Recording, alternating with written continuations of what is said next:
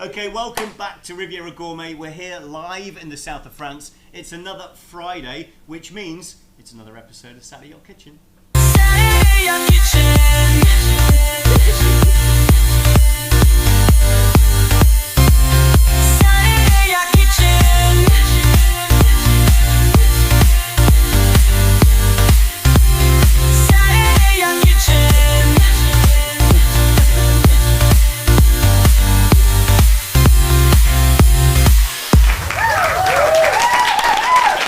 Well, welcome to Riviera Gourmet and of course Saturday Yacht Kitchen. We're here in the south of France, as we said. A lot of you out there right now will be either cooking, you'll be working, you'll be busy, you'll be stressed, but that doesn't mean we shouldn't have a good show for you today. So we're going to do some intros. First of all, big welcome to Chef Daniel. Come on. Yeah. Thank you for joining us. We'll My have a chat in pleasure. a minute, find out a little bit about you. But you're a professional chef on a super yacht. Yeah, that's correct. For And the last based- 2.5 years. 2.5 years. And what did you do before that? Before that, before yachting or? Yeah. Yeah, before yachting, I worked in kitchens in London and Brighton. Yeah, and then some other stuff I'll go into a bit later on. Fantastic. Yeah. We'll find a little bit out about you and your cooking style and who, Perfect. who you're sort of representing in the galley, which I think is always interesting with chefs. No problem. We've got a whole table of guests today. Ladies and gentlemen, let's have you over here. We've got Sarah from Blue Water. Hi, Tell us- I'm Thank you. I'm the event manager at Blue Water.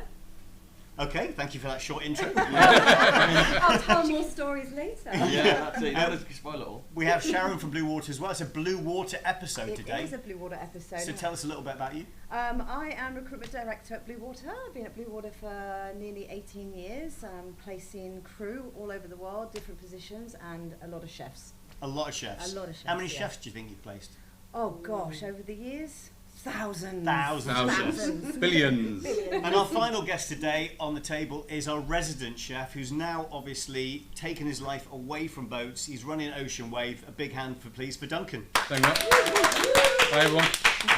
And you're obviously an ex-yacht chef, Yep. but that obviously means you're still a yacht chef because Yep. you never really leave the industry. You always get dragged back in. You always get dragged back in. dragged back in. Somebody always offers you something you can't refuse. Yeah. But basically, you also run Ocean Wave. Yeah. And I think you guys work together quite Yeah, a lot very on Blue Water closely. and Ocean Wave. So it's quite cool that Yeah. you've come. Really, thank you for coming and having a Blue Water episode today. Thank you for It's having gonna be us. it's going to be fun. Yeah. Let's get to the cooking because that's what it's all about. So, chef, tell us what you're going to cook. What's the first dish? So the first dish, I really wanted to do a cold dish. I just love on a hot day a nice cold refreshing dish. I was umming and ahhing about what to do, but I've ended up going for this in the end. Okay, cool. So I'm going to do Gazpacho, but I'm going to do it with melon. Obviously I just like to do the classics, but just ever so slightly different. Yeah. So yeah, I got a really nice Gazpacho soup here. This is like what it looked like before. So this is kind of marinated overnight. Okay. All the flavours have a chance to mingle a little bit.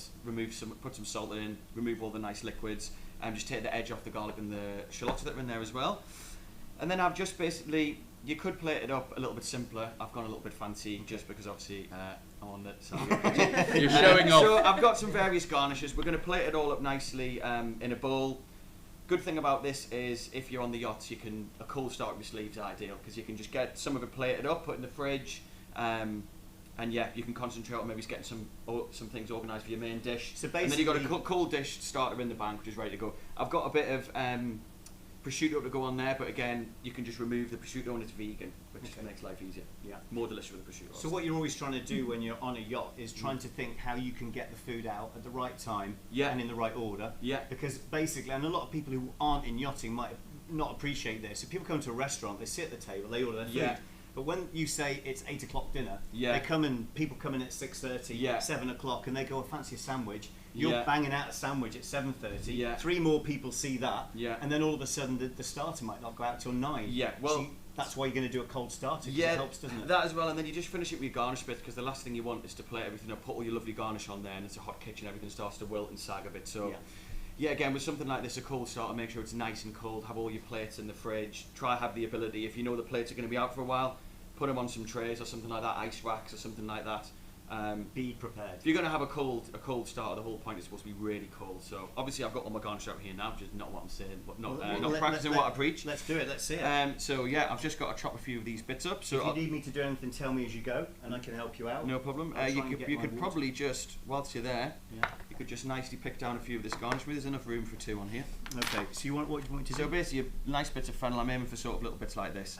Okay. And then Cool, little maybe tops. it's even smaller. Okay. Cool. Yeah, and then if you just line them up just on there, and then I'll organise them in a second. So why did you become a chef? I think the reason I initially became a chef was greed, to be honest. I really, to be perfectly honest. I wasn't expecting that. I'll be Yeah, honest. so I really love eating delicious foods, and I think it really sparked from that, just eating, loving to eat really delicious foods, and then I was really sort of curious as to like, well, then how's it made? How can I do it? That sort of stuff.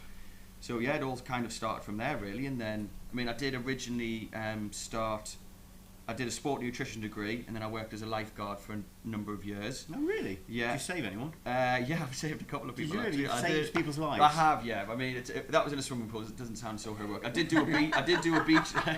But they do. They give you this look from under the water. It's like, help me. They weren't actually drowning. Yeah, well, yeah, it might just be for Have attention. you, I have don't you know. ever done that where you thought somebody was drowning but they're actually messing around and you've gone and saved them and felt amazing? Well, I mean, you can't risk that one, can you? You can't be like, oh, they're just pretending. Yeah. So yeah, then I did a sport nutrition degree, and then I was going to be training to do be an exercise referralist. So basically, what's an it? exercise referralist. So I went and paid for this course. Referralist. So you basically work for the NHS to That's then a long word, isn't yeah it? prescribe exercise to people. And I was half. You're fat. Exercise. 2025, we need to tell people to exercise. Yeah. You need Basically. to have a prescription for going to the gym. Yeah. Well, amazing. Basically, yeah. And then I was kind of just halfway through the course, and I was just like, is that really what I want to do? So yeah, I'd paid like $1,000 for the course, because wasn't rich at the time. Well, not that I'm rich now. Are you But rich yeah, now? no, no, I'm not. You I'm make not. it sound like No, I didn't mean like 'Cause that. if you are- I mean, yeah, but like at the time, it was like all my pennies I'd saved up then, and I was like, oh, I'm really going to waste this money on this course and throw everything away. Anyway, I did, and then I wanted to go travel and do some ski seasons and things, so did a cooking course. Oh, not like that. No, not like that. No, that's fine, mate, don't worry. That'll do. You told me to get you at some point, Yeah, you didn't did. you? It started early, didn't That'll it? be fine, yeah. We're 10 minutes in. Yeah, that's it. And then, yeah, so basically, wanted to do some ski seasons. I did a week cooking course, got a job in a chalet, and then I ended up meeting, sounds like I had this romantic date with this guy, but I ended up being really good friends with him. Ollie Hallas, if he's out there. So he works for Gifford Circus, so it's basically like a travelling circus all around the Cotswolds in England. And I just quit my job to go do ski season, and then I was thinking about becoming a chef. And then, he just said, do you want to come and work for the circus, basically? So I just thought, why not? So What did you do? well, I finished the ski season, and then I just flew. I think I got a trainer flight. I can't remember now. And just went to work for the circus. And What yeah, did you do? It was amazing. They basically have 2 food trucks. I think it's got even bigger than that now. But they've got two or three food trucks, and they've got like an 80-cover restaurant. It's like 2 18-wheeler lorries that they converted into kitchens, basically. Yeah. So they both have tents that hang off, and then everybody sits on Is the this for inside. the people who are visiting? Yeah, or the so staff as you well? basically come and watch the show, and then you go eat afterwards. Okay. So it's really cool. When he Yeah. first asked, "Do you want to go work for a circus?" I was like, sounds a bit dodgy. But when I looked online, and it's like celebrities go to it. It's like it's really cool. You should have a look into it. What, working in a circus? That as well was cool. But yeah, Yeah, you can be the next job, Sarah. yeah. You said you were thinking of moving Yeah. somewhere I'm different. up for Yeah. anything. But yeah, it was amazing. Made some really amazing friends. Did 3 years there really. Do you feel, having worked in, because I'm a big fan of people who worked in the Alps. Yeah. For many reasons, they're more fun.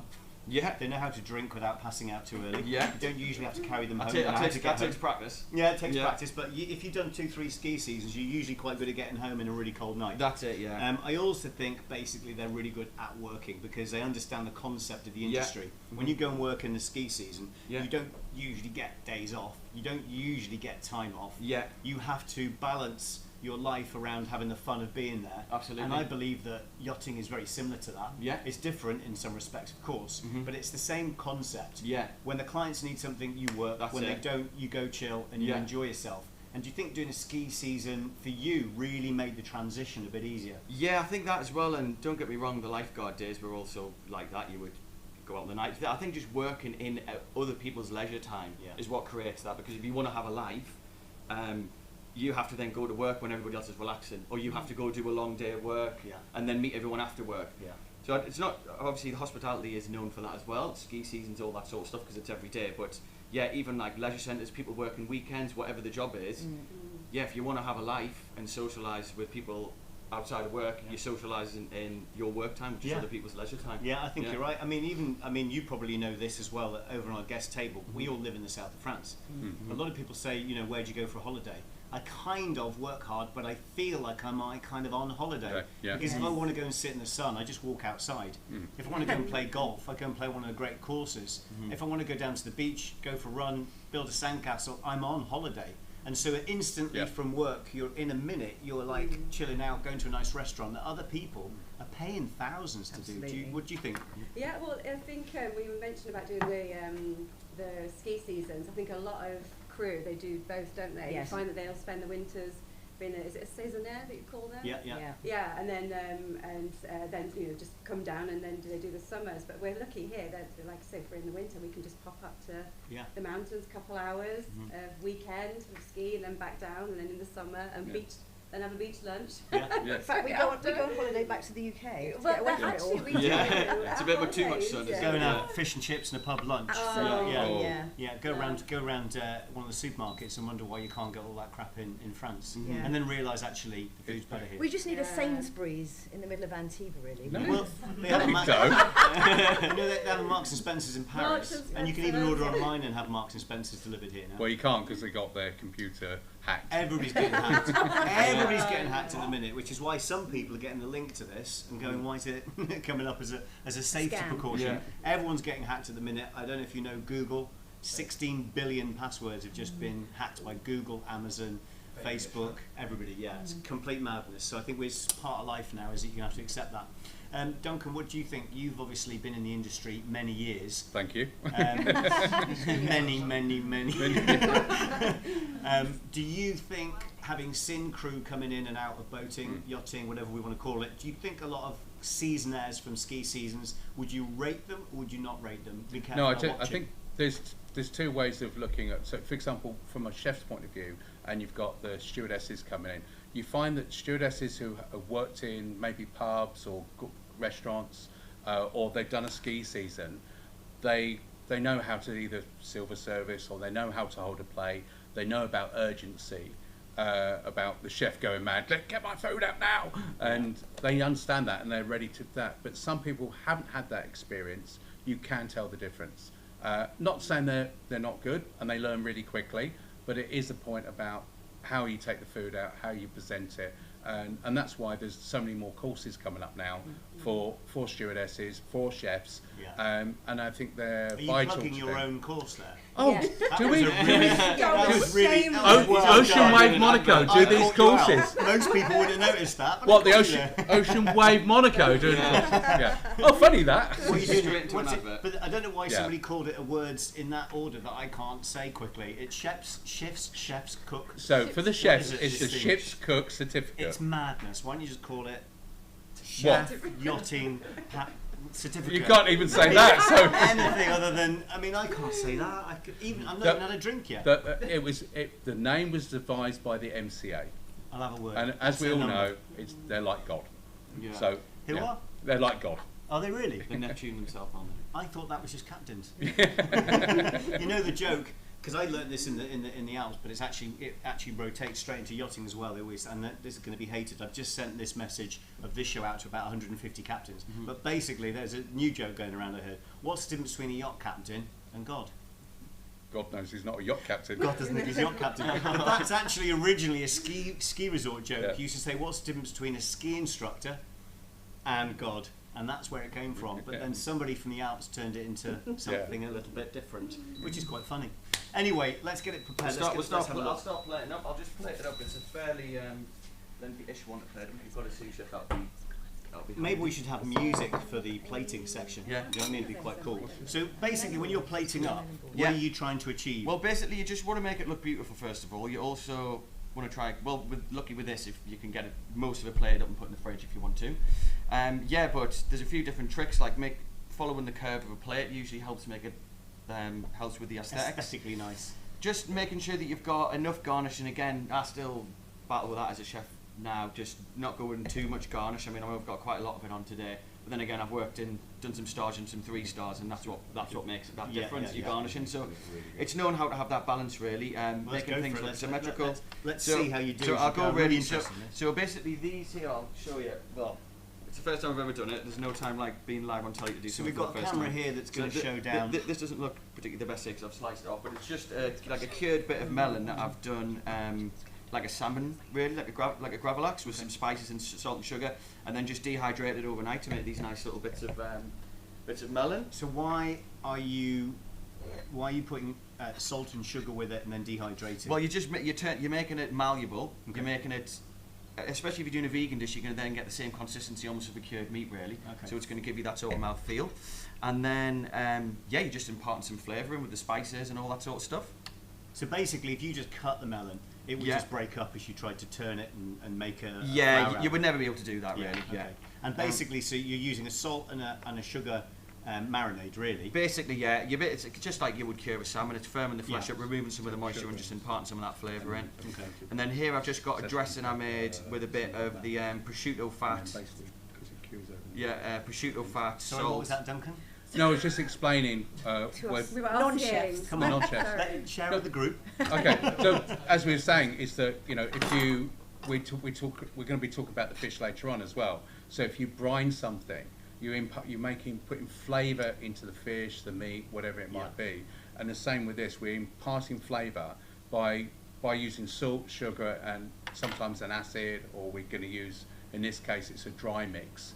And then we can put Szechuan pepper in there, star anise, all those sort of flavours in there, and that will be absorbed overnight into the melon or fish or whatever it might be. And then you rub it off, or you eat So then you just brush it off, or you can. It can depends wash on it what off it is. maybe. For example, if it's the fish, we If would it's then got salt, wash it you off. might wash it off because it's Okay. going to But be too salty. like with the fish, they become firmer, and it really works. So if you're doing things like plank cooking, you do your brining of your fish beforehand. The fish becomes really firm, and then when you actually present it, it looks good, and then when you cut into it, it will flake away.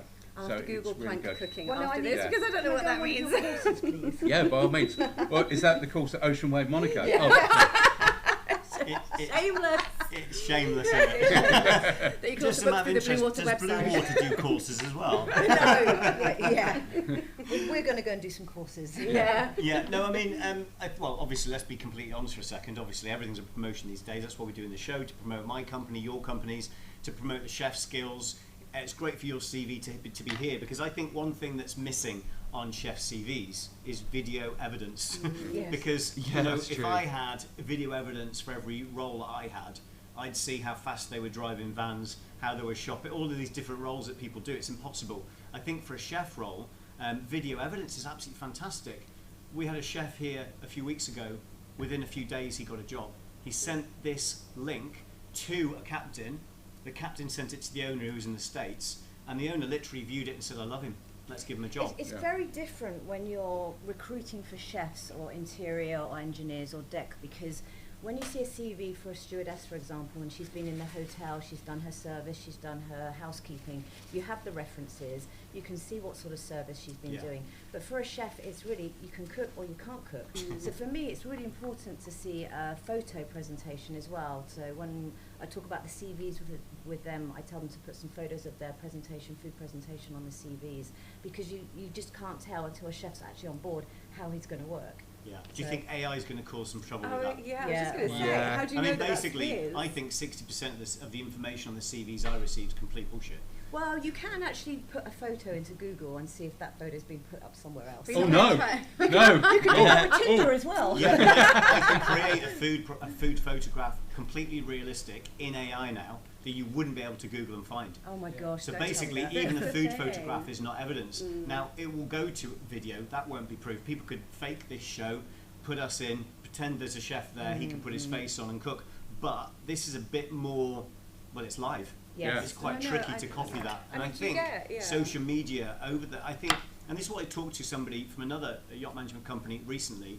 I said, this social media that's happening in yachting now it's only really started to go because everybody wanted to keep yachting secret. The problem with that is you're going to have the wrong people handing over the message. I see a few channels which I know are complete rubbish. They're great fun, but they're complete rubbish. And I think having the real people in the industry talking about the industry is super important. You don't want the wrong message to go out. And I think that's why this sort of show, you guys coming to do it with us, has been amazing, because you're going to bring a lot more people to view this. And I think people will enjoy this. They'll look at it and go, shit, it's real, it's happening now, we can view it later. And we can get some opinions from people like yourselves who've been in the industry, probably over 100 years of experience here. Well, I've done 90. So. No, but it's where when we're doing the events as well, you know, back in the day it was lots of networking and parties, whereas now we try and do a lot more webinars. So we're educating, and we talk about mental health. We'll talk about going from your yacht master up to your officer of the watch. We'll talk about engineering, deck versus engineering, which is the best route. So it's informative for those that want to get into the industry, and then also helping those in the industry advance their careers. But like you say, it's more personal rather than just having a networking and a party and a couple of beers and Instagram is great now for the chefs, because a lot of them have their Instagram and they'll put that on their CV as well. So a lot of the time when I send CVs out to captains or management, I'll send a link to their Instagram and say, have a look at this, because basically this speaks more than the CV. And it does. I mean, you know, I here, just for our simple company, we're not employing chefs who are going to be dynamic and show who they are and have flair. They have different flair in this kind of business. But one of the things I send out is a 15-question common sense and compatibility questionnaire. I find out more about people from that than I do the CV. The CV means nothing. That's a good idea. It's just not relevant. I need to know what the person's like, because you can have somebody who has got no experience, but they have the enthusiasm and ability to learn, self-educate, and want to do the job. And it's the same for yachting. You guys, I don't know if you ladies have worked on yachts. Have you ever worked on yachts? No. So for you but guys, we've sent the same questionnaire out to chefs to see when we've been recruiting, and to find out what they want. And it is some nice little questions in there, you know, of what is your passion for cooking, or how did you discover it? And it's that... Would you ever punch a vegan? Yeah. I would not answer that question. Have you ever had problems with punch a vegan? No, I'm joking, of course, nobody would ever do it. I only dream of it, wouldn't ever do it. I'm almost plating up a vegan dish here. You know what it is? There's all this joke about vegan stuff and everything, you know, but as a chef, you've got to have it in your repertoire. You do. You can't fight it, you can't be like that, so... I mean, I'm well open to it. I've got my mum, she's got a dairy and egg allergy, so if I cook at home, I need to do it then. I think it was my first chef job when I started there, the Circus job. That was like nearly 10 years ago. I love this job where the Circus. Yeah, but I was the dietary chef. You'd have an 80 covered thing, and my job was to do the dietary. And they're just like, cause obviously they've got enough things to worry about. They were like, and I enjoyed it. I read books, got into it, and it sorted me out for my whole career. I'm never worried about vegans, veggies, dietary, That's really good. anything. I think it's really important for chefs as well that when they're going into the industry, it's not just about cooking for the guests, it's also about the crew on board. And so when I take jobs, I always ask if there's any dietary requirements for the crew as well, because that's quite important. Really important. And I think there's a lot of stuff where it's like, oh, it's only for crew. I think, like, you know, if you're on a guest trip and everybody is rushing around and they've had a horrible day, they come to a nice meal, you're powering the whole boat, you're feeding everyone, everyone's happy. So I put a lot of importance on the crew food. Obviously, not impacting the guest food in the meantime, but I mean, I had a guy the other day I know very well. He came to visit. We went for dinner over here. He just got off the boat and he was going on his rotation. And he said to me, the crew food, and this is a very well-known big vessel. He said the crew food is complete dog shit. He said the chefs don't care. They couldn't care less. Their job is to look after the owner, and they don't care. He said every crew member's complained, and the captain even sent a questionnaire out to everybody saying, can you please tell me more about the crew food, because he's getting complaints. I think it's like the engine of the vessel. That's what the crew is. I totally agree. You've got to look after them, otherwise they're not going to want to work. Happy crew, happy guests. Damian, the simple thing for chefs, blank piece of paper downstairs in the crew mess. Guys, what's your favourite meal? And you've got different nationalities. Pizza. Great. Well, that's the one we take. We just order pizza. But no, you've got South Africans, you've got Australians, you've got all sorts of different sort of cultures, and it's good to cater for that. you've just got your menu. They've Yeah. just given you suggestions. Yeah. So cook it. It makes it sense. I think you have to keep it realistic, of course. Like you just said, if people are putting wheat beef Wellington down, you're in the middle of a boss trip, you know. Yeah. Come on, man. The Wagyu steaks and stuff. But also use the crew to practice your guest Yes. dishes, Yeah. you know. And I'm not saying play it up, you know, but get your technique down, like how long's Yeah. it in the oven for, what's the, you know, and get everything practiced and nailed on, and then the crew have a great meal, Yeah. and then you rehearsed and practiced your guest food. So Yeah. I think So, that's but the best way. especially when you do things like slow cooking, Absolutely. you can. That's something you can prepare. It's in the oven. It's Yeah. nice and low. It's going to cook really well. Yeah. The flavours imparted into the thing. But you're giving it to crew, Yeah. you know, or you might be giving it to guests as well, Yeah. right? And the finish is obviously a little bit different Yeah. on the plate, but you've prepared the food. Why make your job harder? Would you like to eat? Yeah. Let's get this dish done. Yeah, I was just saying. Starving. I was just saying my garnish Cheers. was well done, slightly. So what you're doing now And is it just took me a little while to pick through all your prep there, Damian. It was my terrible prep, yeah. I've got to do it in the end. That's fine. So I'll just talk you through everything that's there. So we've got some fresh melon, which I've dressed in a little bit of dressing, which is pickled shallots and prosciutto fat, which I've dressed it nicely like that. You've then got Not vegan then anymore. well, it's not anymore, but I did say it could quite easily be.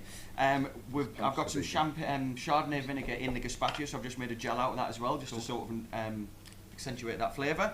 A nice tarragon mayonnaise, and then I've just got your normal sort of components you have in a gazpacho, a bit of really raw dice. The soup's nicely seasoned, so really this is just all a bit of fresh, bit of crunch, playing on the classic flavours of melon and ham, but just slightly reinvented in a bit more fancy way. Cool. Let's do it. Let's do Perfect. it. Well, let's just hope it all stays in the Let's hope same it all spot when I stays lift this together. off. Yeah. This is the big test. There we go. Amazing. Whoa. Look at that. We lost one. And then I'll come to the table and pour the soup there. I haven't even had coffee and I'm sure. Look at your hand Oh no, shaking. it's like us. What's that all about? Yeah. Every we chef go. does that. Yeah. Look at that. Look, I'm absolutely fine. Yeah. Very old jokes. Actually, yeah. it's quite funny to see that at our chef competition. I with the know. They chefs. shake? Yeah, they shake. Yeah. Yeah. Did it really? Well, it's the pressure, isn't Yeah, it? but you don't shake when you're doing service. Do you not? No. Only if you've got. It's only if you're doing. It's when you do competitions. I was going to make a Your joke. brain's but I going. decided Yeah, not to. there's a lot of adrenaline being pumped through your body when you're doing a yeah. competition. I'll bring Yeah. it to the table and pour So, it tableside. have you been in a competition and do you feel yourself? Oh yeah. Yeah. No, I did some competitions when I was training when I was in London, and when we did those competitions, at that point there's huge amounts of pressure. You've got the time on you, 15 minutes to produce a dish, and you know it's. I think if you after a while and you've done a few competitions, then you get trained into that and you Okay. get the experience. Well, let's see But, if you can yeah. do this without shaking. Are we pouring this table Let's do side? it. Let's do it So- here. so So you we've got can the see camera it. so we can see it. Let's have the top. So the camera one come thing I'd down. request I could become at Damian is a Vitamix blender. That would be lovely. You want me to get you? Well, this yeah. mix? I mean, Okay, yeah. cool. We'll do that for next time. Yeah, because otherwise you can't get things nice and smooth. It's as smooth as I can get it. They won't know though, will they? Because they can't see it and taste it too well. Make sure it's not focused. There's always a And we way. go, oh, this is so smooth. With TV. There we go. It's probably, Nice. It's This probably, looks great. It's probably thickened up a little bit more than I would have liked in the fridge. And then just a nice little bit of olive oil on top. Just a few little dots. Just shake it in. If I can get it to This come will out. all come out in one go. There we go. There you go. Beautiful. There we go. And if I had a bit of smoked paprika, I might have done a sprinkle on there for Cheeky. now. Great. Let me bring some. We all love smoked paprika. Yeah. Let me go. just bring some spoons. Oh, wow. Look at that. I'll put some spoons here for you. Have a little taste. Tell us what you think. Yeah. Tell them what you've done, chef. Yeah, so melon gazpacho again, you could do that anyway. You wouldn't have. I was just saying to Duncan earlier, you could have done it with maybe a mango and then put bits of coconut on there and stuff like that. Made it a bit of an avocado, something like Yeah. that. And made a nice, What really makes it fresh a one when you're in the gazpacho? Caribbean. You know what? What makes it a gazpacho? then? So It's, you- it's exactly the same, except I've taken out the tomato Tomato. and replaced it with Oh, melon, okay, and then I've that's used it's a cantaloupe melon, orange melon, and then I've also done some yellow peppers, a couple of yellow tomatoes. Just kind of made it all yellow. But still got your garlic, your shallots, vinegar in there, all that stuff. So you're bringing all that flavour into it, aren't you? Yeah, and it's absolutely. impacting it. Yeah. I'm gonna let Duncan try first. You guys get stuck. Make sure you get a little bit of prosciutto with it and some of the gels. And the Guys, mayonnaises like and all straight that. away, you can see what a professional finish that Yeah. you've gone done there, and it's that and all that stuff. That garnish can be made up beforehand, as you Absolutely. say. Your mise en place, Yeah. it's in there. It's fantastic. Looks great. Yeah. And then you take that out of the fridge, and then you just do your pour, maybe even at the table. Yeah, So it's all tableside, that theatre that Yeah. we're It's all the trying to produce. presentation Yeah, of the it. It presentation looks of the so colours. yeah. Don't drop it on me. I don't serve my meals like I this. have to say it tastes good, even if it's not. I honestly, Oh, I think no. The taste is amazing. I don't want to. It's a little bit grainy, and Yeah. if we wouldn't have had got If we have a Vitamix, if we can put some money, Everybody's Yeah. looking at me now. Yeah. I think Vitamix, you need to No, it's send me a lovely. TM6 so we can get that sorted lovely with and the rest. Yeah, Yeah. whatever TM6 that sounds good. Lovely, and especially Nice, yeah. melon. there are other blenders out there. Oh yes, Yeah. of course, yeah. And we taste a piece of melon. How do you make those melon balls? I know. Melon ball, just a melon ball. There you I've go. tried. Mine doesn't work. We- They don't look like that. But we that's also for do a sure. training. We do a training at Ocean Wave there you Monaco go. to Melon do melon balls. balling. Hey, £100 for a Gonna put my 20-minute course. fingers. Right, well listen, I think that dish is absolutely fantastic. Now, one thing that I always try and explain to people when they're promoting their companies is that we can all do that. And basically, Riviera Gourmet is, I think, a little bit different from a lot of provisioners, and we've done a little video to show you some of the other things we do apart from just send out bits of food to people. Saturday Yacht Kitchen. Very, very, very. Right now, we're trying to do the impossible for one of our clients, and I'm on the way to hopefully collect it. This is coming from a far off land, not easy to get at all. I'm here to provide the impossible, and that's exactly what we're doing today. Once I get there, I'll collect it, and then I'm going to have to take it down to Cannes and take it to the airport because it's going to be flown on the helicopter to the client's private yacht. I'm a bit nervous, but I thought it'd be quite cool for some of you to see what it's like to be a yacht provisioner, not buying stuff in Carrefour or Metro, an actual yacht provisioner who makes the impossible happen. Let's see what we've got. This is Ukrainian magazine, all the way from Ukraine today. We've got a really nice selection of absolutely fantastic stuff to go onto this boat. The interior manager is going to be really happy because he's going to be the only person in yachting who's managed to get this onto his boat. This is important because this is what we do as a company. This is what I've chosen to do. I'm very happy for Riviera Gourmet that we managed to do this. Today's a big success. I'm really happy. We'll see you at the airport in a minute. We've delivered the magazines. They're going to be flying not to Monaco or not to Cannes Islands. They're going a long, long way. I'm really glad that we managed to get that sorted, and I think it just goes to prove that basically yacht provisioners are not people that wander around Carrefour Metro all day. Yes, everybody has to go to places like that to get the basic stuff, but the service that a provisioner provides is absolutely huge. There is many, many aspects, and basically we provide the impossible, we find the impossible, and that's what Riviera Gourmet is all about. So we're going to leave them to it. We're going to go back, carry on with the next order, and hopefully we'll speak to that client really soon. But as you can see, we're going to get back to provisioning for yachts. Saturday Yacht Kitchen.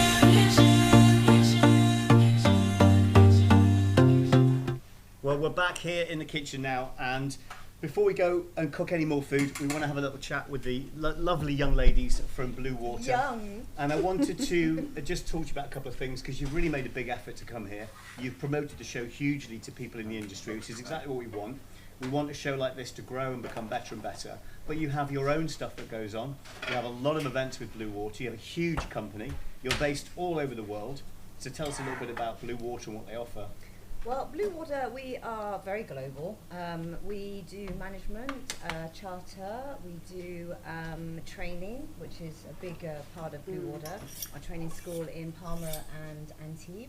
We have our recruitment department as well, and our brokerage. So we are busy. Everybody's very busy in Blue Water. And you also have, if I'm right in thinking, a very big pre-season yacht chefs competition. Is that right? Absolutely. Our Yes, baby. that's our baby, yeah. How long have you been doing that? Oh gosh, I started that, I think it was, I want to say 18, 17 years ago we started that. 1870. Yeah. 1870, yeah. Let's say 17 It years feels ago. like it Feels like it, sometimes, yeah. yeah. But it's changed so much. I mean, if you could have seen the first competition we did, I mean, Duncan will remember that. Back under Or a the- granddad. yeah. Back in 1970. We started off doing the competition actually under the arches in Antibes. Oh, really? Yeah, with no kitchens. Basically, we had our mobile hobs come out. Oh, really? All the food in the back of a van, so there was no fridges. Camper Yeah, we had a golf cart that used to take all the plates up to the Jen at the Grapevine. Nobody knows about these things. They see it now. Everyone knows of the yacht competition at the yacht club in Monaco. the level that it's and at everyone now. just sees this huge competition, and they never realise that these things start Oh, they with started, yeah. An you idea, doing crazy things yeah, like having it out the back of a van absolutely. under the arches. Oh, It's Well, mad. then we went to work with Duncan and partner with him doing it, and it was below a strip club. No, it was pole dance. Hold on. Fitness studio. Fitness studio. I'm not Yeah. surprised. We do the competition, and then we're upstairs for drinks. You've got to have your lunch somewhere, haven't you? Well, it's actually quite amazing to see the change from the very first ones we did Yeah. up to where we are now, partnered with the Yacht Club, which has taken it to a whole different level. But for Oh, me, the it's level of done- chefs yeah, that the we level of have, chefs, yeah. the Michelin judges. Duncan is one of our judges as well every year. It's just on another level. And What's it's, missing? What's missing? Yeah, there's always something. Every I do, I always go, I've done good, but there's something missing from this. Is there Do you know anything that what? you're Every finding year, difficult? No, but every year we come up with new ideas, and we work very closely with the Yacht Club, and we sit down and we brainstorm before and after the competition.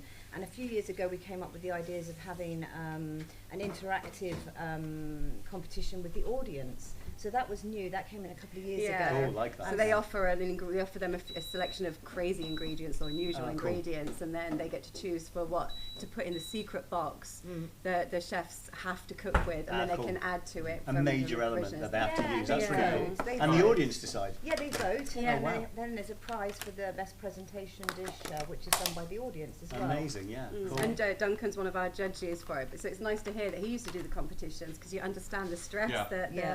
that you see some of them get nervous, and Yeah. some of them are really cocky, like I've Yeah. got this, yeah, I've got They this. all shake. I think They do. I think one of the things that we're looking for future courses is to bring more of the female chefs in. Absolutely. They yeah. are. I mean, we've had some in previously, and they've been absolutely fantastic. 2019 winner, Yeah. Stephanie. Exactly. Yes. So I think I worked with them, and they are absolutely brilliant. But I think last year we just didn't get any. No one No. put foot No themselves applications forward. from- No, really? no. Why do you think that is? Who knows? I mean, it's the men are competitive, as we Yeah. said earlier. Maybe a little bit more But this year, competitive this than is the our female. goal this year, to have Yeah. at least half the competition of Come on, female chefs. ladies. Come on, Well- female chefs. We've got the camera here. A lot of people will watch this probably. Now, usually it's just my mum, my sister, my dad, and my And my cat. mum. And your mum now as well. So our My family mum. members. Hey, hey. Does your mum want to do How's the the weather in the Isle competition? of Man? Oh, my mum knows how to do a nice steak for my dad. That's Yeah. But if you had one thing to say, look, the camera's there. Tell people, ladies, if you're out there and you're a chef, you need to apply to go on the show, to go on this is a great the live show. competition. Yeah, come and join us. I mean, look at the team. I mean, the core team with the Yacht Club is we have a lot of fun. Yeah. We make the competition as less serious as we can. And the whole day is fun. It's great. So you have to be on a boat because you're representing your yacht, Yeah. which is really important. But yeah, just reach out to us and we'll Have a chat Yeah, have a and chat. find out Tell more you about it. details. Exactly. I think yeah. what a lot of people, with this show, I've found out a lot of chefs who've said, "Oh, I fancy doing it, but I'm a bit nervous. I don't really want to. What if I mess it up?" Oh. And I go, actually, that's the best part. Yeah. When you mess it up, it's more fun, and it's supposed to be fun, and cooking's supposed to be They fun. get a lot Absolutely. of support as well, Yeah. from Duncan Yeah. and Mark at Ocean Wave, but also from the judges, from us, from Yeah. the Yacht and from their Club, crew as from- well, because yeah, a lot of the the time their captain. crew and I their think own it's stuff. cool. I think it's an amazing thing that you've created in 18 years to build it into what it is now. Oh, yeah. I can't wait for the next I know, next Netflix show. Oh, I think that's where you're going to take it one day, and I think it's You really heard it cool. here first. And all you really want is more people to apply, so you can grow it, Absolutely. make it bigger and better all the time. And you've done amazing with it. I think Blue Water's backing that for years, has just so grown as a proud. company But too. it's also, we want to show, we do all the events, lots of events at Blue Water, not just for chefs, obviously that's one of our main ones, but it's to show everybody, you know, the amazing talent that we Yeah. have in the industry, Yeah, you you're know, right. the- it's great. Have you to ever thought promote of it. having a competition for other parts of the yacht? Is there a competition for well, stewardesses? And we do have We talked do about that, events. tablescaping and service and things like that, but it's quite a lot slightly on the day. more but difficult, isn't it? I think the chefing department's an easier thing to say, that's what I do. We want to where- focus on yeah. that when it's for the chef comp, but we do lots of other. We've got a captain's motorbike event which we do. yeah, We go yeah, truffle yeah. hunting Oh, around. really? Yeah. What do you do? Tell me about what? But yeah, we You take did that the last year, didn't yeah, you? take the captains around and we do some tours and it's all nice to get together. Captains can have we try not to mix too much because the captains want to talk amongst themselves. They don't necessarily want their deckies there, and then when we do an event for deckhands or for stews, they might not want the engineer or the captains there, Yeah. you know. So we try and create nice groups. I mean, we do the pockets, same thing. so- We do events for chefs and stews and yacht crew, and we're doing a big golf tournament at the end of this year. Oh, yeah. So We'll yeah, get and that's involved in that. basically Yeah. for captains and management companies, things like that. Sure. So everyone has their different thing that they want to do, and everyone has different events. I think you have so many events though. Yeah. Where can people see and find out about your events if they're not working with Blue Water at the minute? We put everything on our app, and obviously it's summertime, all crew are very What's the busy. app? We understand Tell me that. more about the app. The Blue Water app, you can find it on the Apple Store or on Android. And there we list all of our events. You can update your profile, book courses, everything. Podcasts. We'll Oh, have really? this on Wow. there. Webinars nice calls, and- webinars. Yeah. But we do a lot of events in Antibes as well. I think we're trying to do more stuff in each hub, but not just Blue Water. I think it's really important that we show that we're a community. We're not just competition, and I think we've changed sort of the way we look at the different agencies these days. A few weeks ago we did a beach volley event for all the new crew Oh, in we did. Antibes, and Oh, we yeah. did that with YPI, the Crew Network, and Hill Hill Robinson, Robinson, yeah. and with the PYA. I think And the that was industry's changed a great bit, fun. hasn't it? It's Yeah. growing up. It's such a We're small. more mature now. Yeah, we are. Yeah. Well, basically, I mean, some days I look in the mirror and go, "You really are a child." but basically, I think you know, provisions as well is slightly different. But we all have this very singular attitude. But actually, over the years, we've gradually got to know each other, and we all help Absolutely. each other. Different people have Yes. different products. You've Yeah. got to work There's enough together business because for the only people that everyone. matter are these the guys crew. who are the Yeah. crew. Absolutely. So they can give the guest the best. And if they can't get the product, because I say, well, I'm not buying it from them, he's screwed. Yeah, you know? exactly. It's about not fair. them. Actually, there's one other thing I wanted to ask to move on. The provisioning. I don't know how you found it, Daniel, going from the kitchens, where if you don't have something, pop to the local store, whatever you do. If you're out on a boat, you can't It's do a that. to- it's I a don't totally different understand. game. Yeah, Yeah, it's learning pre-planning. that to Yeah. how to provision and for you taking the orders from them. I mean, it's. We could do a podcast on that, couldn't we? I Yeah. probably. Sorry. I could do a Part TV two. show. I could do a Netflix show. series. Netflix series. It's Well, thinking of The everything. main difference I would say is at a restaurant you've got a menu which you only have a certain amount of ingredients on, whereas a yacht you need everything on board. Yeah. So you can get to a point where you have a good guest order, a good crew order, and then if you're lined up in time, get it sent off a week in advance at least for a Definitely. quote, Yeah. at least a week. But you need the storage space. Yeah. Because, I mean, the Yeah. chefs that are on the 25 metre, 30 metre Well, boats is very you were- different you were to shopping. Yeah. You're Yeah. out at 6 o'clock in the morning, getting your bakery, getting your bits and pieces from the butcher. I've never done And sometimes it's fantastic because you can find the little market that is serving really good Central Pay. Yes, it's extortionate money, but they're trying to get it there, and it is fantastic produce. You know, but if you're catering for like a 75 metre boat, 50 metre boat, 100 metre boat, you don't have the time to go out shopping. Yeah. Yeah, because you've got to get 20 crew. You know, if you're having eggs, that's 2 eggs per man per day, not including the crew, and that's 60 eggs. That's like 600. Could be Yeah. 600 Oh eggs. my goodness. Yeah, for a yeah, it 10-day really is. trip. And Yeah. an interesting Crazy. thing that happened last year in July, we had 8 individual orders just in 1 week where the chefs had all forgotten eggs. And so as a provisioner, your job is not to buy what's on the list. Your job is to interpret that list into reality Yes. and look and go, you know, there's no eggs. And I was texting them saying, you've got no eggs in the order. And they go, Jesus, of course I haven't. I need 360. and at the end of the week, a really good friend of mine who is back home in Montenegro, he'd just sent an order through to me and he rang me and he said, I'm at home, I'm back on the boat next week. I really need you to get the order. I said, no problem. And I said, you won't believe it. I said, I hadn't looked at the list. And I said to him, 8 different yachts have all forgotten eggs this week. He went, oh, fuck.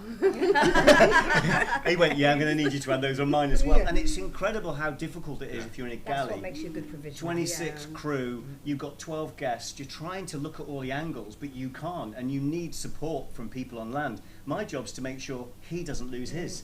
That's what I'm doing. And you're doing the same thing with captains, making sure you're providing Absolutely. crew that make the captain And with look the good. manning, want manning eggs. requirements as well. Yeah, we want eggs. But the manning requirements as well, because sometimes, you know, you think outside the box when they're talking about the charters that are coming in, and maybe they've got jet skis on board.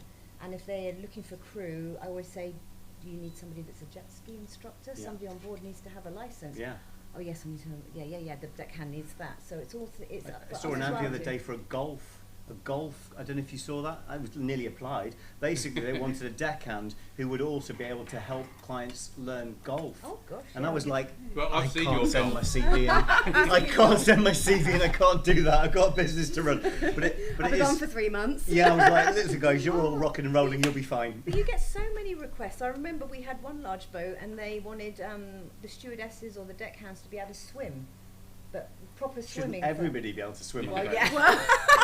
No. Long distance. Isn't that a swim. prerequisite of the industry on a boat? Can you Well, yeah. swim? No, you can swim. It's like drivers who come here and they come in and they come for an interview and I say, okay, cool. And they go, sorry, we'd be taking the vans. Yeah, oh, I've never driven a van. But what do you mean? It's a delivery driver and you can't drive stick shift. Well, these guests wanted to go swimming every day for at least an hour, but they didn't want to swim on their own. They wanted some crew to be with them swimming. It's Okay. funny, isn't it? Some of the Yeah. boats, they want crew With part them? of their... Do they really?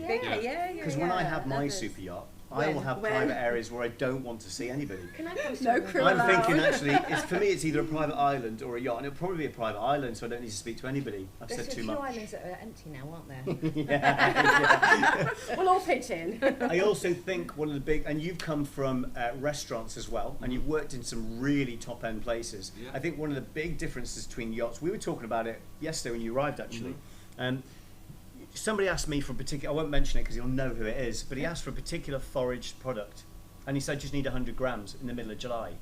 I don't have time to go foraging in the mountains on a normal Tuesday.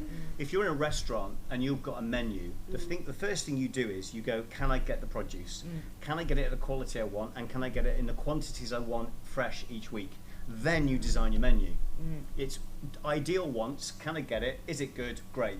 Have I got a supplier? But here in yachting, people, I think, and and you probably experienced this. You think that when you send a list through to a provisioner, well, that's it. You'll get it. It's no magic door, where you press a button and it just turns up. You've got to find it. Have you sent private jets to go and pick up sushi and things like that for guests? Well, we just showed a video a minute ago. Did We just showed a video. I mean, obviously you didn't see it. No. But yeah, we had something flown on a helicopter to the Yeah. boat, literally on last Saturday. Really?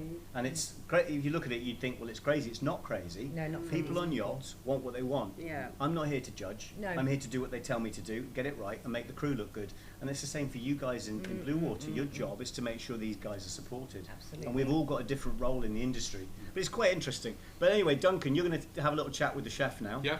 So you go for it. Hello, chef. Hi there. How are you? So I'm up here now. So just explain what we're going to be cooking for our main course today. Main course today, it is, I don't want to take full credit for the dish, this is the restaurant I worked in, not after the Circus, but after the River Cafe it was, worked at a restaurant called 64 Degrees, and I worked very closely with the chef Tom. We Yeah. came up with this dish together, so I don't want to take all the credit for it, so thank you, Tom. But you've adapted it from the original. Yeah, a little bit. We've played around with it, and I feel like I've got it to a good point now. So, so basically, what we've got what style of food I like to cook, which is sort of very classic techniques, French-based and stuff like that, influenced with sort of Thai and Asian flavours. So we've got fish in the oven now, just 50 degrees. Oh, it's ready actually. That's just been, I've made a really nice brown butter, and the fish has just been poached at 50 degrees in the oven. I'll just give it a lick on the blowtorch after that. I've then just got a selection of different kinds of courgettes. They'll just go into a nice emulsion. I've got a Thai basil and courgette puree, mussels, and then I've got. We go and like through the whole motions and cooking it. And everything. Yeah. All right. We're going to do that after. You and Duncan have a nice chat. Okay, When you're finished with that, before you start cooking, Yeah. we're going to do another video. Perfect, And no then problem. we'll do the cook. No problem. So yeah, in here I've got a load of nice, beautiful mussels. So I opened those really in a classic French way with a bit of mirepoix, Yeah. a bit of wine, all that sort of stuff, and Yeah. then reduce the liquid down. Obviously, pass it through a nice J-cloth so you don't get any of the bits in it. Yeah. Reduce that down. Then I put a bit of coconut milk in and reduce that down, and then I've just mashed up a load of lemongrass. Exactly. So you got that infused flavour Yeah. from all that. So basically, yeah, that should never really come past 70 degrees in the fusion. Really, you want to infuse it. You never Yeah. want to boil it. You then use all the high note to the flavour. Yeah. So basically, that's been infusing overnight. So I'll strain that off, and then we've got a bit of lecithin, I think it's pronounced. Soy. Soy lecithin, that's it, yeah. And just a little blast of that in there will. What does that do? That'll help it stabilise it into a foam. Yeah. So usually milk has that in. So if you do it with a dairy product, you might need a pinch of it, but usually the milk will froth up like a coffee would. But yeah, if you want to use something which isn't dairy based, hence the coconut milk. Hence the coconut milk, and then obviously again you've got something. If you didn't use mussels, you could do it for a vegan. If it was some sort of other sort of base, vegetable stock. You'd make a vegetable stock, get loads of flavour out of that, and then that's going to impart in that. Absolutely, yeah. So I'll strain that off, and then that'll be it. There we go. So Damian, that's great. I just wanted to say it's all about layering flavours, isn't it? Yeah. And when we were talking about your dishes yesterday, we were talking about how you're going to layer the flavours, create different elements that have a different flavour, and you don't necessarily taste each layer, but together they create the flavour you're trying to create. And I think that's what this dish does really, really well. Yeah. Now, Duncan, you and I have been known each other for many years. But for the first time ever, he took me out on a date the other day.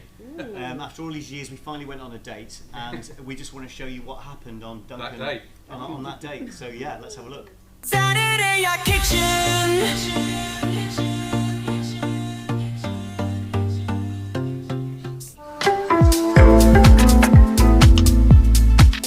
So we're down here in Port Vauban in Antibes, the capital of yachting, to get our level 2 powerboat driving license, which, quite frankly, every single crew member would and should have. Yeah, but you've got a 2-day course, remember? It's not happening today. But I'm sure if I'm good, you'll probably just pass me. No, it's still a 2-day course, Damian. Okay, we'll see how that goes.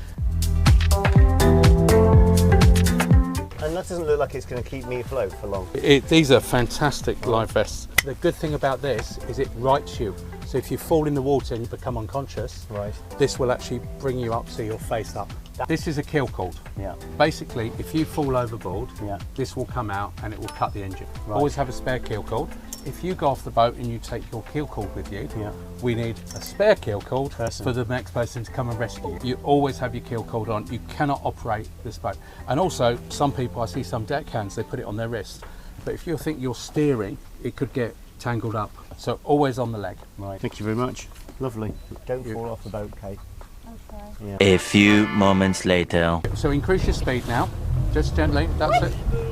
Now, what we always do is check our passengers and we say powering up, and so everybody knows to hold on. You don't want to be a surprise. That's when people fall off. So remember, slow is pro. You can go 3 knots in the pool, not any faster than that.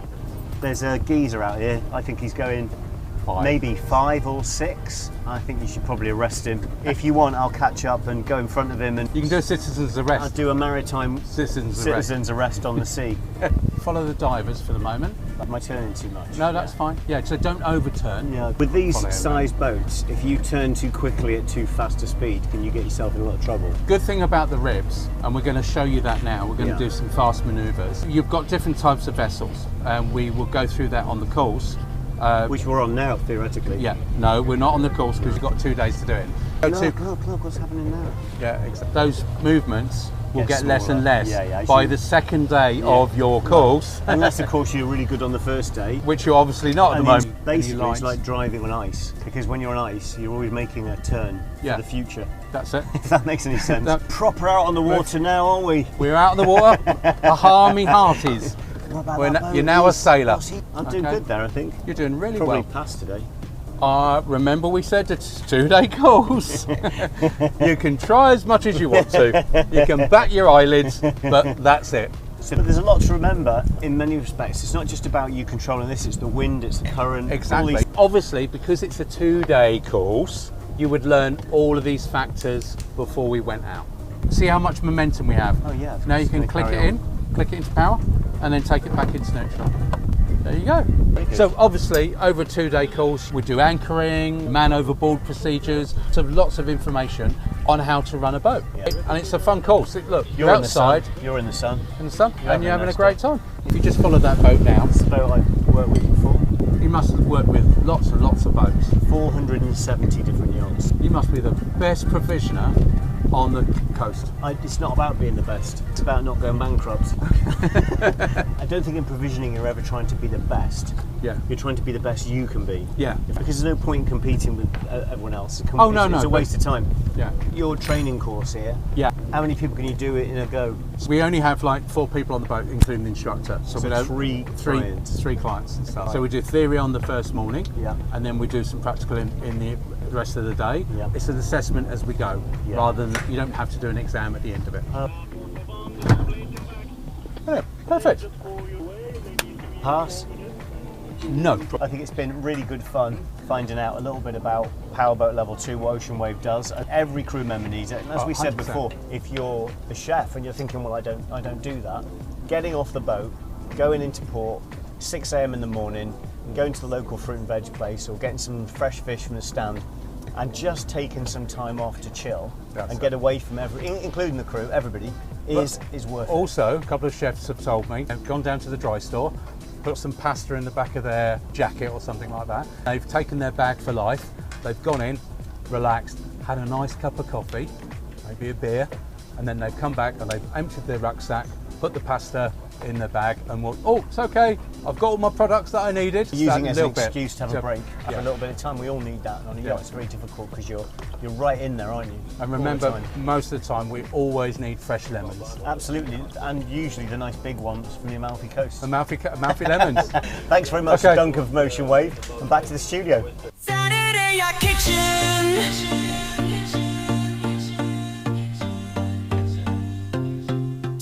So here we are back in the kitchen. That was a really fun time out. I was just actually standing here watching that, but seeing these 3 here giggling at the table like a load of children, you wouldn't have thought they'd been in the industry 400 years. You'd thought it was like their first day. They're all like, oh, giggling away. Hopefully the wine's helping. The wine is actually called Excellence from Grand Rosé, which I think is one of the best rosés you can get right now. Yeah. And it's kind of Whispering Angel level, Okay. from obviously from a place down the road. And we're really helping these guys. They're a small vineyard. They've only been going a few years and they're creating great rosé. So if any of you out there are looking for an amazing rosé, very similar to Whispering Angel, something really cool and something new for your guests, then think about Grand Rosé. Chef, we're back in the kitchen. We've got another dish. Right, we'll What's get going on? We'll get started. Let's do So it. yeah, I'll just pop the fish back in the oven. The fish is cooked nicely. So what always surprises me is how easily and how much of a low temperature a fish cooks at. So literally that's just at 50 degrees there. Perfect. You can warm your plates in the same oven. And basically, you could almost just hold your hand on it. It's quite incredible what a low temperature fish actually cooks at. So that'll just sit in the oven now until we need it. Then it'll get blowtorch at the end. I've just got a few bits of garnish here that I'm going to start searing off. Do we have a little bit of oil anywhere, Damian? I think just... Well, let's use this one. Yeah. This is that you can heat this. It's beautiful. Only the good stuff. Yeah, only the good stuff. Perfect. Only the good stuff. So yeah, I've just got a little bit of... How much oil do you want? Just a little bit, mate. Yeah. That'll be perfect there. So yeah, just searing off a little bit of... this is trompetta squash, it's called. It's quite cool. It looks like a bit of a trumpet. Well, this basically is what's almost like a white courgette. Yeah. So when you... I'll come over this one, come out your way. Absolutely. Basically, a lot of people will use green courgette. A lot of people use yellow, completely flavourless. In reality, at this time of the year, the French white, which is green, very light green, is absolutely fantastic. If you just want to fry that up very lightly with some herb de Provence, a bit of garlic, and put it as on the side of your steak or something like that, in my opinion, that is worth the extra money. Yeah. Now, a lot of people just order, or you go to the shop, you go to Grand Frey, or wherever you're shopping, Carrefour if you can't help yourself. But basically, you see green and sometimes yellow. The yellow is super expensive, and they're nice. Yellows are expensive. They're expensive. You get a they? shop, babies Sorry are even about worse. Yeah. But basically, they're just so expensive and they've got no flavour. But it's all about visual presentation as well. Absolutely. I love these, and these came with the flour on, didn't they? Yeah, they do. Yeah. A lot of chefs are buying courgette flowers and courgettes. These ones, I think we'll probably put a photograph up, is actually the trumpet, like you said, is a long courgette with the fresh flower on the top. Yeah. And a lot of chefs say to me all the time, the courgette flowers die quickly. Yeah. They just die. If you have it still attached to the courgette, it stays fresher longer. Yeah, it makes all the difference. It's still sucking in nutrients from the courgette, so you've got it living a bit longer. We were talking about broccoli as well, weren't we? Yeah, as well, yeah. I mean, I tend to... Honestly, we're crap dates, aren't we? The crew love the broccoli, so we fly through the broccoli. It's lucky we're not both single, because we would be single forever. Because we'd be alright, we'd have to hook up. We'd have to hook up, wouldn't we? Yeah. But you get your broccoli. It's a good tip, and we were talking about it. Basically, a lot of people, they get the broccoli, bang it in the fridge. You forget you've got broccoli, because sometimes you go, I can't do broccoli today, and it's 3, 4, 5 days old. It's got a stalk on it for a reason. Some people just chop it off and go, that's less space in the fridge. But if you put it into water and leave it out overnight, it will go nice and firm again and green again. And a lot of people, they throw it in the bin. So after 3 days in the fridge, you can take it out and put it in water. Yeah, I put a glass of water, bang it in, and it goes rock solid. It's got all that water in it again. It just sucks it in. You'll see the glass is half full again. It's amazing, and you can keep your broccoli for a long, long time. Yeah, but what we want to be using that stalk as well. Of course you do. Stir fries, all of those sort of things. Yeah, that's true. Exactly. Yeah. I mean, like we've talked about it before, you don't want to be wasting food when you're on a yacht. You want to use everything. You want to put the least amount of stuff in the bin as possible, but using all the broccoli. Sorry. No problem. And then making sure you're not throwing broccoli out by doing these simple little things. We're going to do a whole series, I think, on these sort of crazy. I was going to say, how many times can we say broccoli in 1 minute? Broccoli. And not overcooked broccoli like my mum used to do.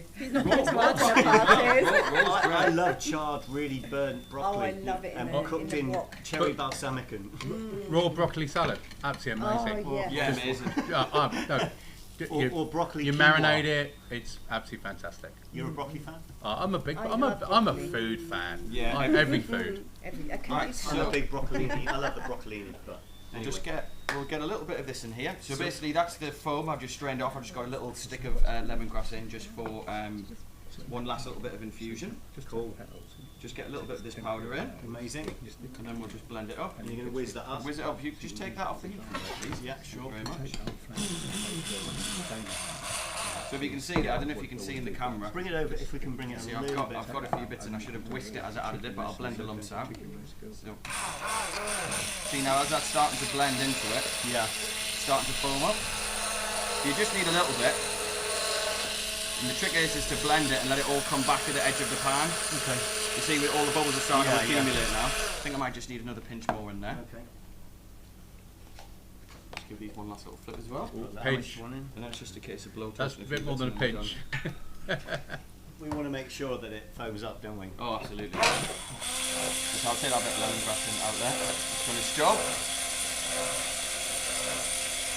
I think it's a skill using a hand whisker. See, that's it. That's perfect there. So you can just pop that to one side for now, and we'll use that later. You don't want me to keep going? No, that's more than enough. Well, it was just to get everything incorporated, and we'll finish the sauce a little bit later on. Cool. So lovely. Right. So next now, if I can get that off, because what happens in the middle of service if you leave that and you turn around, and the whole thing's spilled everywhere. We've all done that. Yeah, that's it. Right. So we've got a little bit of garnish here. The only thing we need to do now is I've got another bit of hispy cabbage here. So that's just been vac packed. You can either do it in whey. If you wanted to, but I've just done it in some yogurt, some lime peel and stuff like that. Vac packed it and just boiled it in a pan. Okay, so steamed it. Sous vide it, sealed the bag, put it in there, put some yogurt in. Yogurt, and then you get these little bits of yogurt on there that when you hit it with a blowtorch, they all kind of char and go a little bit nice and cheesy almost. So we have that there. I'll get the fish out now because all of this garnish will be very last minute. If I've got any water left. 1 second. No, you think you're prepared, and then you realise when you're in the middle of doing it, you maybe should have done one more thing. When you're doing this in the galley, yes, and you've got 12 clients sitting outside drinking Petrus, and you're thinking to yourself, this needs to be good. Yeah. What do you do when something goes seriously wrong? How do you react quickly to it? How do you deal with that problem? Well, the main thing is just putting yourself many things in place that if something does go wrong, you've got your backup. Yeah. So there's always, I think that comes with time of being a chef. You've already pre-thought of if this went wrong, what would I do? Yeah. So basically, 9 times out of 10, nothing goes wrong. But when it does, you should already know what the backup is. So you're a chess player. Yeah. It shouldn't be, oh, this has gone wrong. What we're going to do? It should be, oh, this is burned. I know, and I already know what I'm going to get. Yeah. Or if they don't want this, I know what I'm going to do. Yeah. That's the trick. So it's always having a sort of backup plan. Yeah, absolutely. Or knowing how to fix a problem. Yeah. If it's too salty, I should. Absolutely. Yeah. No problem. If it's too salty or if it's too sweet, you've always got a solution. What do you do as a chef if you taste it and you go, oh no, I put too much mould and salt in there? Well, first of all, you have little things. If it's in a sauce or something, you can put a potato in there, and then you cook that up, and the salt and the potato will absorb the salt. So that's a quick one. But beforehand, you should be tasting your food as it goes along, and then hopefully you're not going to put that salt extra. What if your sous salt. chef did it when you weren't looking? No, I've had this before. Someone's added sugar, and it's actually salt, or they're supposed to be sugar. So I've done that. But then you have to react to things, and I think being a sole chef on a boat, or even with your sous chef, you have some prep in maybe some poached fruit. So if the recipe's gone wrong, let's say for the dessert, then great, we can grab the poached fruit out.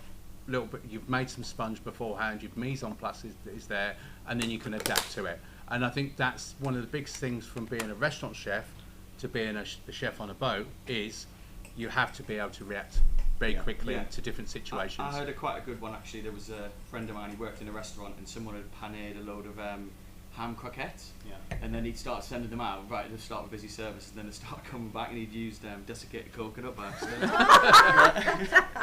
I mean, sometimes I think that's sometimes how new flavour combinations come out by something going wrong, but like ham croquettes and coconut. So I'll just quickly go back to this. I'll just get all this garnished done, and then we can get all that blowtorch and start plating up. So basically just a nice butter emulsion here. I've just used a bit of water. If I had the whole halibut in, I'd use all the frills from there and the bones and make a lovely halibut stock, and then it's going to encourage the emulsion, all the gelatin in there and stuff. But what I've got is I've just got some nice courgettes. Any other sea vegetables like sea aster, monk's beard I would have used, but we couldn't get it. So that'll just go into your emulsion there. Then it can realistically just come off the heat. All these lovely big mussels can just be warmed through. We'll do one for good luck, eh? Do 3. So yeah, I'll just put a few more in as well.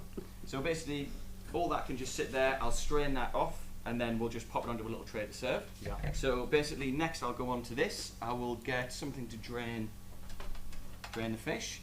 So if you can see, the best way to check a fish is cooked is if you can just feel how easily that is going through the flesh there. So, so that's literally been 50 degrees, even 48 you can cook a halibut, and then it's been confit in the butter. Obviously this larger piece is sticking out the top slightly, but keep basting it, and you're just going to have zero moisture evaporation. The fish isn't going to tighten up and shrink from the high temperature, it's just going to relax and just poach gently in there. Oh, there we go, lovely. So I just basically wanted to blowtorch stuff on this tray so I don't burn the top. Okay. So we'll get the fish out. This one here, this is when it all falls apart on live telly.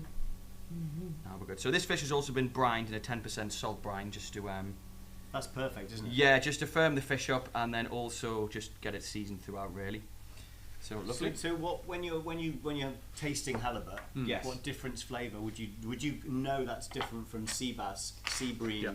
You can immediately taste it. So there's it's really interesting. So halibut over in France is flatin, and it's almost a completely different product from what you get in Alaska. Yeah. So an Alaska halibut, big steaks, big chunk, huge fish, beautiful fish, almost like a steak.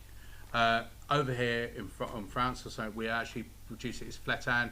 It's small. It's a bit of a smaller fish. It's not growing to the full size maybe it should be, or whatever it is. So it's a different product. It's still good, excellent product, but it's slightly different. So you have to think about the thickness of your fish, what you're going to do, and the process you're going to using for the cooking of it.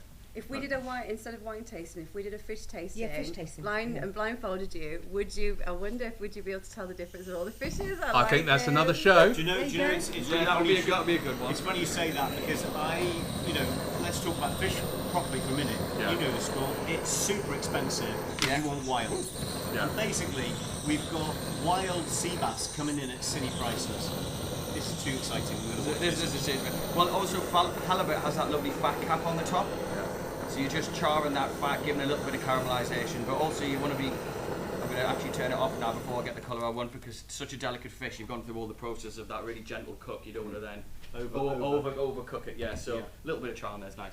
So I don't want to interrupt the conversation, I'll start playing a bit. So courgette and basil puree, this is where it all, if it's too hot, you go like that and then it squirts out. I've had someone, I've worked in an open kitchen before, and there was a lady got a sweet corn puree in her hair one time. She wasn't happy. So yeah, basically really nice courgette and a nice bit of butter, and then right at the end blended loads of Thai basil in. So it's a nice. I'll just get a few of the little dots here and there. There we go.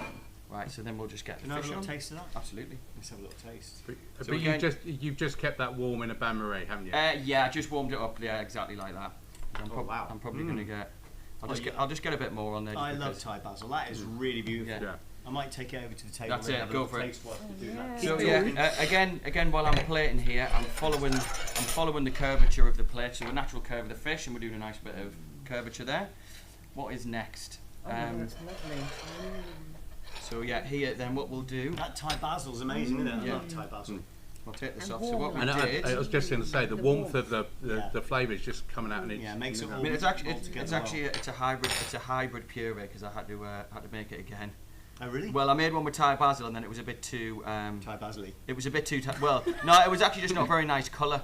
So yeah. I've then So you're not a got. perfectionist in any way. No, not one bit. No.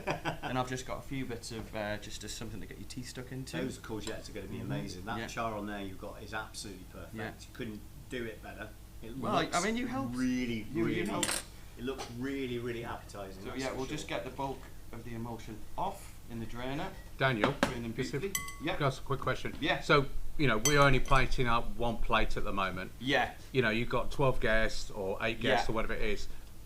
Having your mise en place and stuff involved. It's like, how do you feel about that being plated up, or how you can take that to your 8 plates? Yeah, well, you would obviously just do things a little bit less fancy. The more you're doing, Yeah. the less the quality and the intricacy of the plate sadly does have to drop a little bit. That's Yeah. just the nature of the beast. So yeah, it's a bit sad that it's like that, but that's just the way it is, really. I find sometimes that you can actually, shape, or I think whenever I produce a menu, I always do a drawing at the beginning, Yeah. so I know what I'm actually doing, because sometimes you get to the point of plating and you're like, oh, what was Do I a going to picture do? of you with a glass of wine. Well, that's it. I've had too much wine, can't remember my Basically, plating plan. I'm This is thinking of ju- the Great British Bake Off where they have to draw the cakes that they need Exactly, to make. yeah. Well, it's the Yeah, same okay. thing. You do a little quick drawing, you've got an idea, at least when you come to plating, it's like, oh, what am I going to do next? Because you're so involved in Alzheimer's. so involved with all the cooking, trying to remember all was the I things doing you're again? Was supposed I to cooking do. or was I finished Who am cooking? I? Or my teaching you how to drive a boat, or whatever it might be. Yeah. But Or was I teaching you? I I learned a lot that day. I thought I was going to pass first time, but he said you got this for 2, don't call. Apparently. But I have a question. So when we go on and we see Chief Stews, they have a book with their floral arrangements that they like. They've, I don't know whether it's inspiration or Yeah. pictures or from what they've had before. I haven't seen any chefs that have that though. I guess they don't give a book to the guests in advance and say, I could do this, I can do that, like the Chief Stews Well, do they with should their give a preference flowers. list, don't they, the guests? So Well, it's not so- pictures, but people are visual now. I'd love to see pictures. But basically, I actually have a folder in my cupboard at home of all my favourite recipes I've written out. Sorry, and then I'm not. no, it's all right. Basically, we've got the builders in. But yeah, I go through it sometimes. If I'm looking for inspiration, I'll go through it, find something I cooked maybe 8 years ago, and go, I want to cook that again. And I'll maybe change it. And I'm sure chefs do the same thing. All the time. I was going to ask, how often does it happen that the guests on board will turn around to it and say, can the chef do his signature dish? Will that Do you know come the out? main time I've had that is Good I question. make this beef shin lasagna for the crew. Beef what? Beef shin lasagna. What's with or without that? Is that bones? with Is that- L? Basically, yeah, I You just call it make Schindler's like a really List? nice ragu with loads of beef shin and make lasagna and Made from a crew member. Yeah, no, I make it for all the crew, and every time I come back to the boat, they're like, "Oh, you're doing your beef shin lasagna this week, bro." I don't think they realise how much work's involved in it, to be honest. So yeah, everything's. I'll just finish it now because we're getting to the point where all the garnish will start wilting. So I've got the puree on there. Put a little bit too much on there, annoyingly, but I'm not going to play it again. We've got the charred hispy, beautifully cooked mussels, a bit of courgette, a few sea vegetables, and some fresh Thai basil on there. And then this is just a bit of the mussel and You coke. wouldn't put that in a siphon, or would you? You could do. It's really just having a little pop of flavour in your mouth Yeah. here and there. So it's when So you that- put the that's mussels it, really. on the white wine and they butter it up and stuff. Yeah. So then you turn around. Looks so great, then you yeah. basically- So there we go. And then just at the end we've got a little bit of cafe lime leaf oil as well. So it's got the flavour. So this is And cafe the lime fun- leaf, which is going to give it that Yeah. nice zesty flavour. Yeah, it's Basically, going to once make the it. mussel You're was just just a going level of to flavour. get those Thai Just flavours in there: lemongrass, cafe lime, Thai basil. Can I taste that? Yeah, you can. Let's have a little taste of. I love tasting things like that.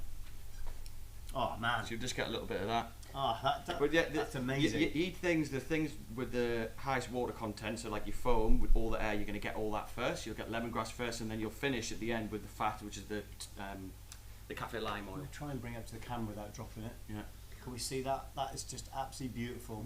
And the flavour and depth of layers in there is just absolutely insane. A lot of French techniques, but really heavily imparted with Thai flavours. I think it took me a long while, but I think that's my style of food, really. Nicely fusioned. Yeah. Do you want to all come up here and have a little taste? Yeah.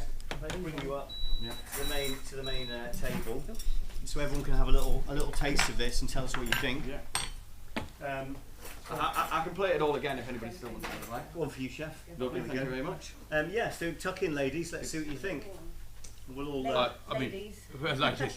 But first of all, I mean, Ladies first. it's great that less than as you got that foam. It's it's stable on the plate, which is absolutely fantastic, and it's quite a great presentation.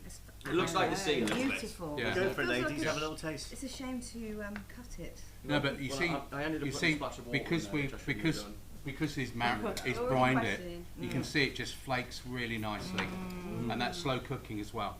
Yeah. So it's fantastic. And the Just foam. dive in. Taste away. Let's have a little taste and see what you think. So basically, a halibut is very flaky, isn't it? Yeah. I mean, like a cod and a hake. Yeah. well, it's more. I mean, that is a part of the fish which is slightly flaky, but it's more. Your flatfish can tend to be a little bit firmer, like your turbots, and it's kind of like your turbots, your plaice. It's all that same sort of family. That is just a nice big chunky bit, and that part of the fish is a flaky part, basically. And you can taste those Thai flavours all the way through the fish. Yeah. And it melts. Yeah. Let's have a little taste. Let's try. See what it's like. I'm not tasted. I know it's going to be amazing because I'm going to try. I want to try the middle, so we see if we can feel. Yeah, I'm sure we're going to taste that flavour coming through again. If it's undercooked, don't show it to the camera. Oh, can I try the courgette? Wow, amazing. No, so delicate. Yeah. Delicate, but it's still keeping its form. Yeah. This one there. And also, you haven't. It's still quite light for summer. You know, it's one of those. It's one of those dishes where you could kind of eat a room temp. We can't see you. Yeah, it's one of those dishes where you all bunch in. Yeah, it's one of those dishes where you can eat it almost room temperature-ish. You know. Yeah. It's not one of those ones where you. I mean, obviously you have it hot, but you know, hot summer's day. Up on the deck on a boat, and you're just sitting there having a beautifully cooked piece of fish. And it helps the service, doesn't it? Not having to have it piping hot. Absolutely, really yeah. helps. Yeah, I mean, obviously you don't want it cold, but it's a delicate dish, you know. So I just want to say that it's been fantastic. You've made a massive effort. You at the minute are getting your own place sorted out in the UK, back in Newcastle. That's it. And this didn't really work for you, this show this week. Yeah. You've made a huge effort flying in. You've travelled halfway across the UK just to get planes and boats. Well, a little train up to Edinburgh, but that sounds more epic. You live up north. Yeah, that's it. Yeah. Never let the truth get in the way of a good story. But no, it. you made a huge effort to come down here, and you're on your break from Yacht, you're on your rotation, so we really appreciate it. Duncan, you know, I know you're busy. You're about to have a huge busy summer as well. Yeah. I think everyone knows the summer didn't quite start as quickly as it could have. But It's now there. it's going crazy, so I really appreciate you taking the time Thank out. And the ladies from Blue Water, you've been amazing. I can't believe you've sort of sent this out to as many people as you have. You've made a big effort. You've We've been had so much fun. Yeah, we've Thank loved it. you. Thank you so much. it's amazing. And the wine helped. The wine helped. And thanks to all our And thanks to all of our family who are watching. Yeah. But no, it's been great fun. We'll be back soon with another episode of Saturday Yacht Kitchen. Let's see what we'll be cooking next time. But right now, have a great day. We'll see you soon. Saturday Yacht Kitchen.